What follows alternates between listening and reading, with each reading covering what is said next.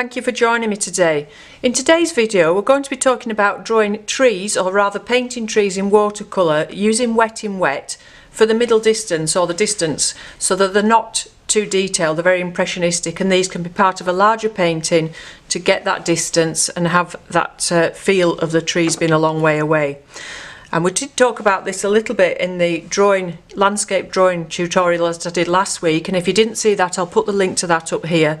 Talking about breaking it down into three parts: your background, your middle distance and your foreground. So this little demonstration I'm going to be doing here is for the background and middle distance, not for in the foreground.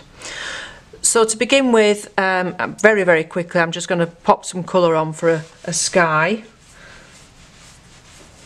So don't forget, this is just a very quick demonstration. You're going to be doing this as part of a larger painting.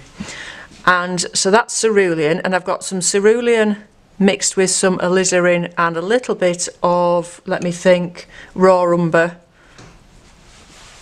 for the mountains or the distant hills. And this is a little bit thicker than the blue that I put on initially.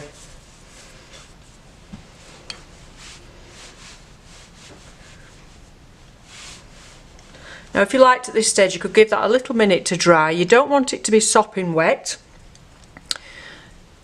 but you don't want it to be completely dry. You want the colours still to merge into each other. So I've made some more colours up that we're going to do some distant tree lines with. This one, sorry, just get the right brush. This one is the same two colours, the alizarin with the cerulean, and you can see how I've got to mix them up again because they split, which is rather nice because you can get some really nice effects with that. See here how the cerulean split away from the yellow and the pink, and then you're getting that really hazy feeling of some light coming through. So without you even doing anything, you're getting some atmosphere into your picture. This one here is cobalt blue along with some of the yellow ochre. This one here is cobalt blue along with cadmium yellow, and this is a much darker colour made from the burnt umber and the French ultramarine. So I'll start at this end with the grey. Don't forget, these are going to fade considerably when you dry the picture. Now if you have a brush with a nice tip on it, you can make lots of shapes of trees for your tree line. Some pointy ones, some rounder, and let them merge into your sky a little bit, because of course in the distance they're quite hazy. So use the shape of your brush, use your brush both on its side and using the tip, and that way you're going to get some variety in these shapes. Leave a few gaps here and there, and think about how you're holding your brush. Don't have your brush held really tightly like this, have it nice and loose.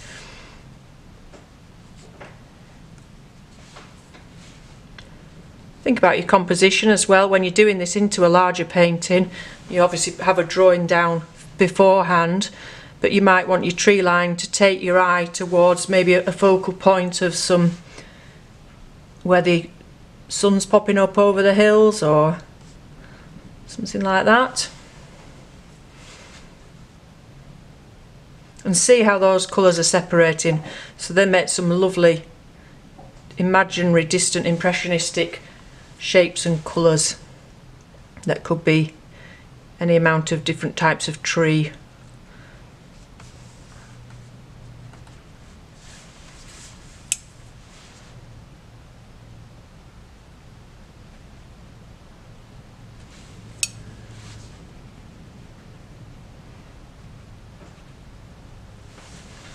Okay, so the next colour I'm going to put in, all these colours are a very similar consistency, so although they're different colours, they need to be a similar or thicker consistency.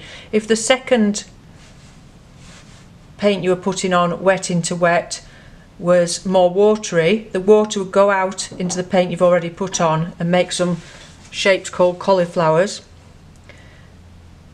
which can spoil your painting. Again, put one or two popping up against the sky, and as you're working, that sky is going to be drying, so you can get more shapes against your horizon there.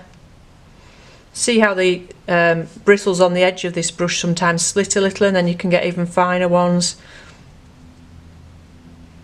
So some of these may be conifers in the distance, or they may be more deciduous trees.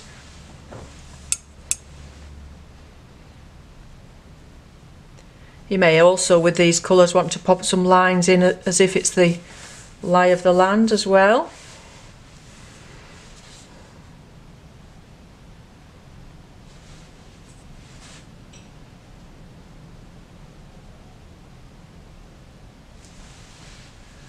And as it dries, look at where it's drying and look at where you've got those little chinks of light popping through, and maybe emphasise some of those areas. Use them as a focal point and put some darker areas next to your lightest areas to highlight those shapes.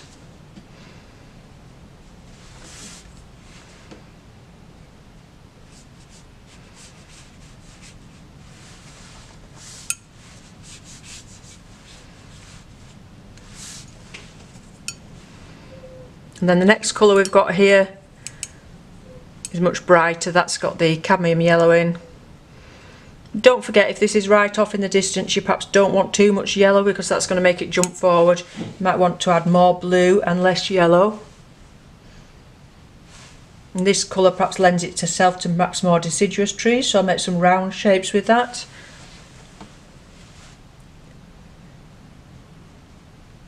And try not to make it too uniform. Try not to do the same thing all the way along. Mix it up a bit, because of course nature isn't uniform. So this is quite a good colour for some ground as well. You could pop some of that in for a field maybe.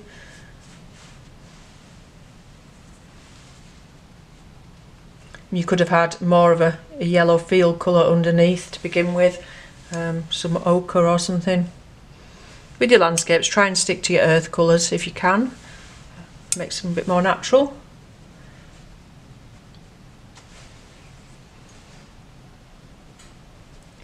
But I do like this mix of the cobalt with the cadmium yellow. It's a nice bright colour.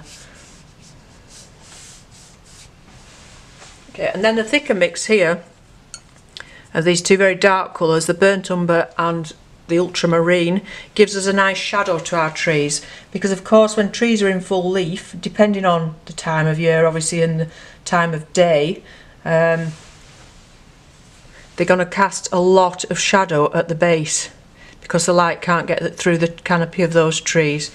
So it just grounds the trees to the ground if you pop a shadow at the base of those tree lines.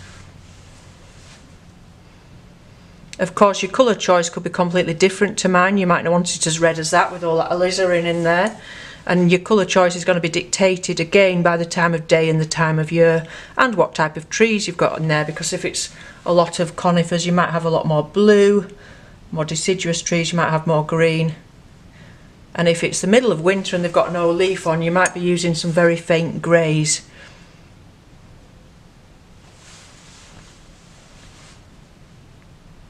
Use the tip of your brush as well to make some nice shapes. So you might want to even at this point use the tip of your brush to make some little fences or gates off in the distance. So this is why you need, that's a bit heavy actually, this is why you need a nice fine point to your brush.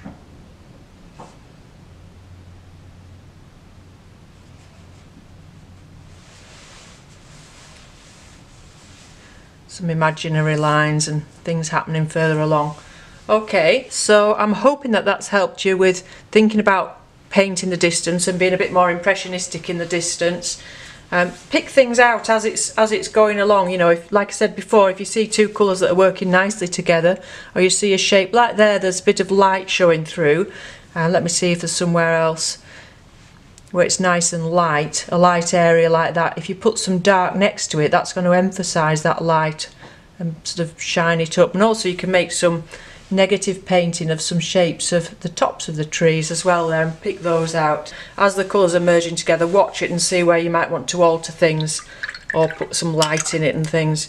Like I said, you might want to have the sun popping over the centre there. And while it's still wet, you might want to pop some colours in straight from the pan. So just with the tip of your brush onto your palette, you might just want to put a little bit of sunshine on the top of some of these trees, but that has to be nice and thick so that it merges easily into those. And don't overdo this kind of thing. You might just want that sun coming through there. And allow those colours to merge. So there's a lot you can do working wet in wet, but it's something that requires patience. You need to sit and watch it moving into each other, seeing where perhaps you might need to take some of the colours out as well. You know, there might be an area that you don't like and you might want to lift that out. So in that case, just squeeze your brush, dry your brush out, and then you can lift some colour out if you wanted to. Okay. To put some light back, you might want some light coming through here.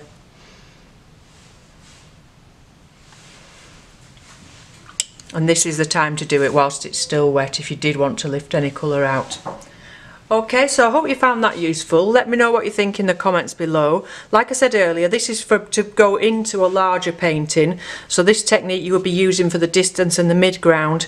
And as you came forward, you'd want to build up the detail and have a lot more detail in those shapes.